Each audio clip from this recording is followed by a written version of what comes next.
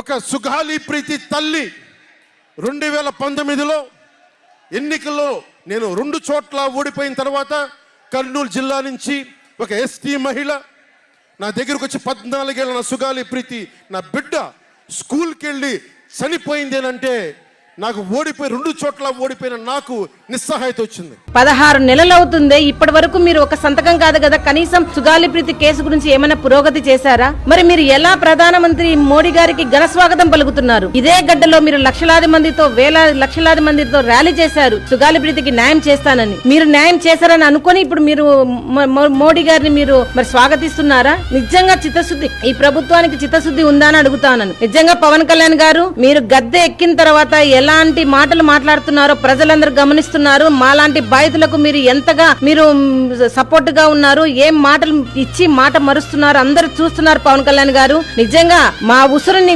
మీ కుటుంబానికి ఖచ్చితంగా తగులుతుందని నేను చెప్తా ఉన్నాను.